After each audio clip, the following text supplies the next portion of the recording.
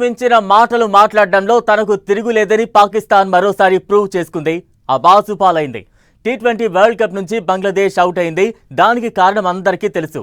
భారత వ్యతిరేక అల్లర్లను ప్రయత్నిస్తోందన్న బంగ్లాపై ఐపీఎల్లో బీసీసీఐ బ్యాన్ పెట్టింది. దానికి నిరసనగా బంగ్లాదేశ్ తప్పుకుంది. అయితే ఇక్కడే పాకిస్తాన్ ఎంటర్ అయి బంగ్లాదేశ్ను ఆడించకపోతే తాము ఆడబోమని బీరాలు పలికింది. ఐసీసీకి డెడ్ లైన్ పెట్టింది. అయితే ట్రోఫీ నుంచి కనుక తప్పుకుంటే తుక్కు రేగ్గొడతామని ఐసీసీ హెచ్చరించడంతో దెబ్బకు దిగివచ్చింది. దీంతో ఇలాంటి పాకిస్తాన్ తాము నమ్ముకుని భారత్తో కయ్యానికి దిగుతుందనుకోవడం బంగ్లాదేశ్ వంతుగా మారింది.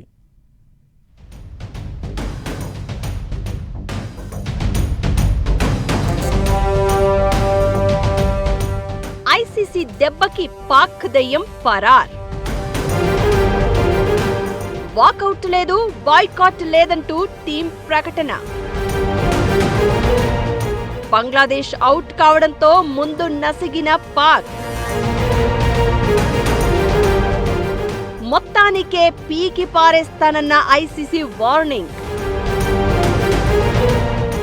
ఐసీసీ టీ20 ప్రపంచ కప్ 2026లో తమ భాగస్వామ్యంపై నెలకొన్న సందిగ్ధతకు పాకిస్తాన్ క్రికెట్ బోర్డు తెరదించింది. బంగ్లాదేశ్ కు మద్దతుగా టోర్నీని బహిష్కరిస్తుందన్న ఊహాగానాలను పక్కన పెడుతూ 15 మంది సభ్యులతో కూడిన జట్టును అధికారికంగా ప్రకటించింది. సల్మాన్ అలీ అఘా సారథ్యంలో పాక్ జట్టు ఈ మెగా టోర్నీలో బరిలోకి దిగనున్నట్లు స్పష్టం చేసింది.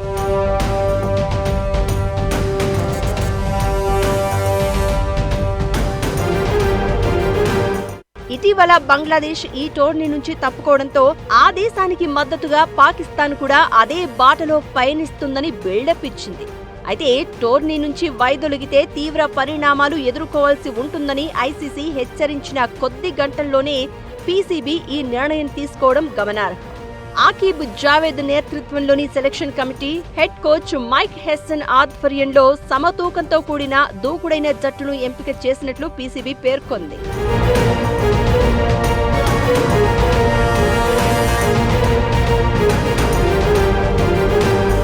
అంతకుముందు ఐసీసీ ద్వంద్వ వైఖరి అవలంబిస్తోందని పీసీబీ చైర్మన్ ఆరోపించారు. గతంలో పాకిస్తాన్ మ్యాచ్ల కోసం హైబ్రిడ్ మోడల్కు అంగీకరించిన ఐసీసీ ఇప్పుడు బంగ్లాదేశ్ మ్యాచ్లను భారత్ నుంచి తరలించడానికి నిరాకరించడాన్ని ఆయన తప్పుపట్టారు. ఇది ఐసీసీ ద్వంద్వ వైఖరికి నిదర్శనమని నఖ్వీ ఆరోపించారు. టోర్నీ నుంచే తప్పుకుంటామంటూ బిల్డప్ ఇచ్చారు. అయితే అదే కనుక జరిగితే ఇంటర్నేషనల్ క్రికెట్ కంట్రోల్ బోర్డు పాక్కి కోలుకోలేని దెబ్బ కొడతామని సంకేతాలు పంపింది.